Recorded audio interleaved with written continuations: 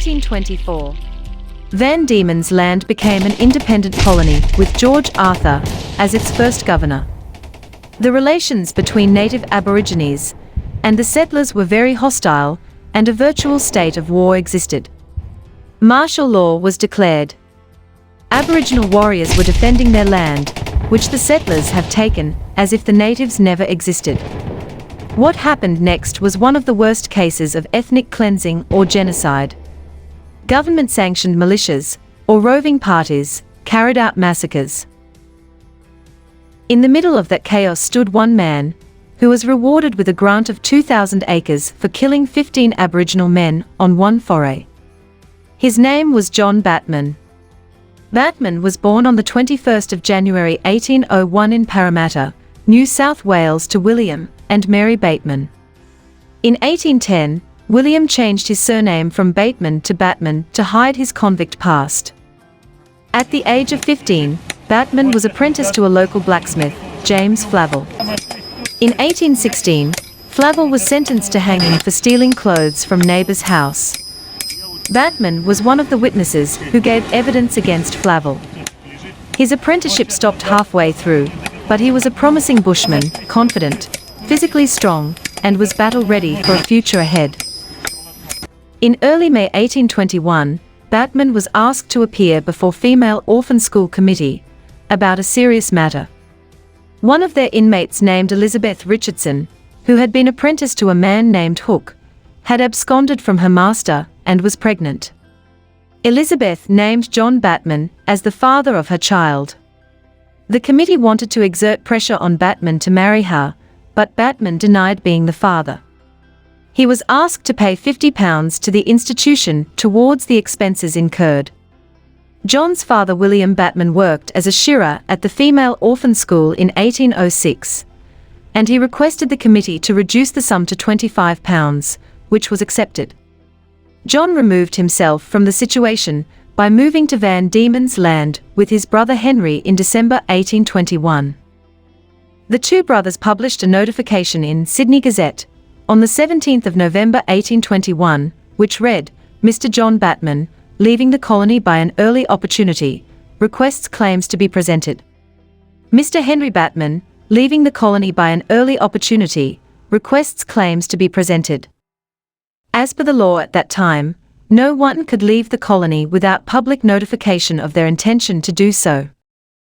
John began his life as a grazier in Van Diemen's Land.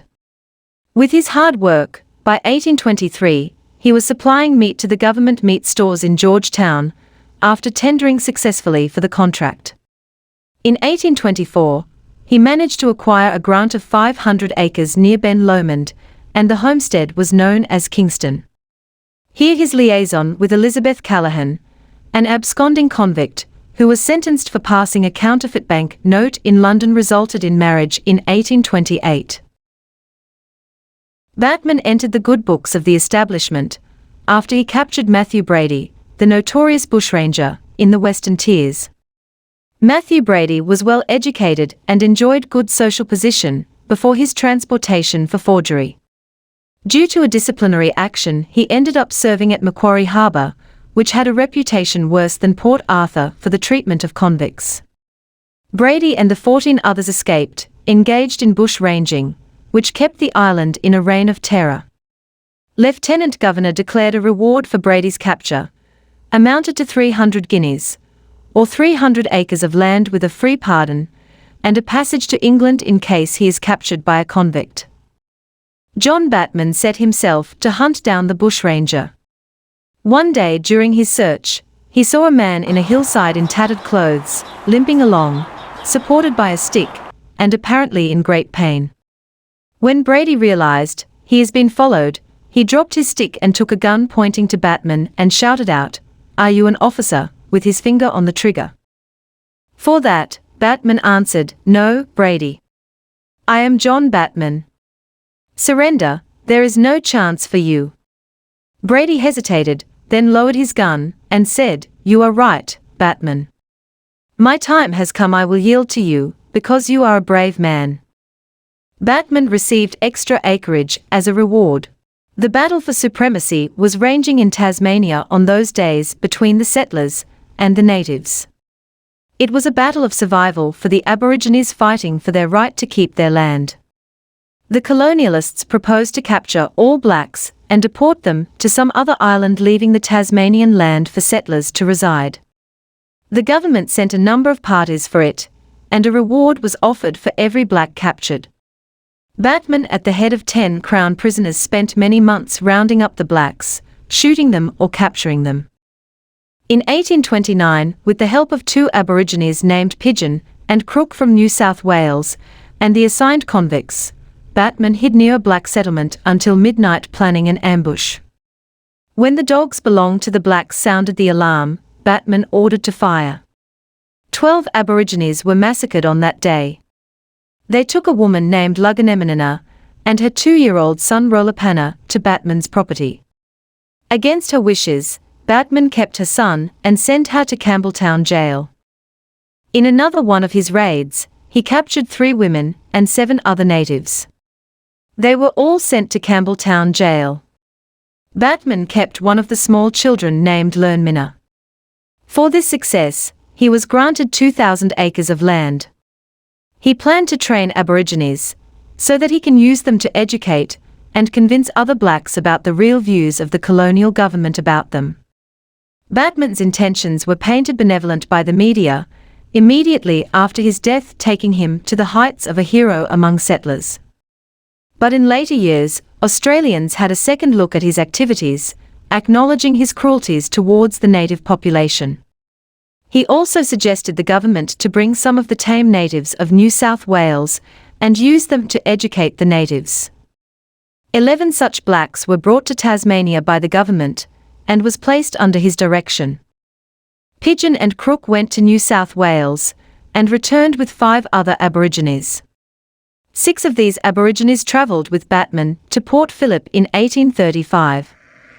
To make a living, Batman was also doing sheep farming, but his Kingston property was neither suitable for farming nor grazing, as it was too densely wooded for sheep and too rocky for farming. His eyes were set on the fine sheep country his friend Hamilton Hume explored in 1824. His restless imagination and adventurous mind that pushed him to explore that land was in the future going to earn him the title as the man who founded Melbourne.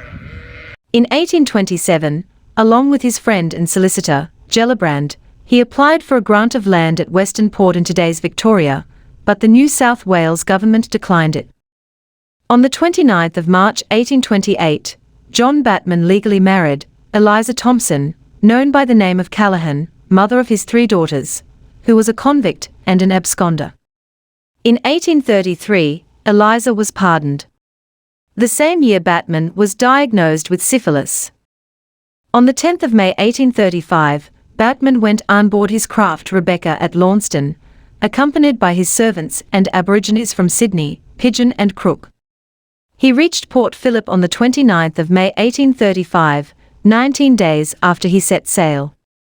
The first living creature they encountered at the shore was a dog, belonged to the Aborigines, and they shot and killed it.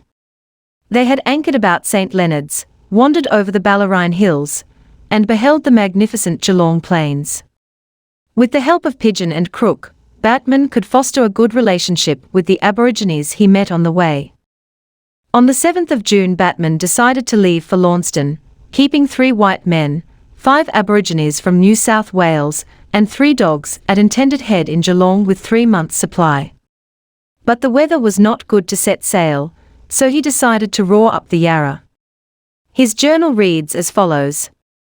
The boat went up the large river I have spoken of, which comes from the east, and I am glad to state, about 6 miles up, found the river all good water, and very deep. This will be the place for a village. Batman's treaty negotiations with Kulin peoples took place on the 6th of June 1835, on the banks of the Merri Creek in present-day Northcote. The treaty with Kulin peoples grants Batman the right to lease their land on an annual basis for 40 blankets, 30 axes, 100 knives, 50 scissors, 30 mirrors, 200 handkerchiefs, 100 pounds of flour and 6 shirts. Batman began plans to establish a large settlement in Melbourne. Surveyor Wedge and Henry Batman, with his wife and 4 children, arrived at Indented Head in August 1835. On the 2nd of September 1835, when Batman and his team reached the Yarra, John Fawkner's people were already in possession of the land. Batman's treaty with the Aborigines was annulled by the New South Wales government on the 26th of August 1835, but provided compensation to Batman's Port Phillip Association. Batman sold Kingston for £10,000 and came to Melbourne with his family in April 1836. His son John Charles was born in Melbourne. They settled at what became known as Batman's Hill at the western end of Collins Street, where he built a house in April 1836. This was the first brick building in Melbourne. Later it was cut away to make way for Spencer Street Railway Station. Batman was also a purchaser at Melbourne's first land sale, the half-acre block at the corner of Collins and William Streets, for £65. There he built a 2-storey brick building. Batman's health was deteriorating, and he was crippled and disfigured due to syphilis. His wife left him for his storeman, William Willoughby, and Batman was cared by his Aboriginal servants. Batman left only £5 to her in his will. He died alone at Batman's Hill Cottage on the 6th of May 1839.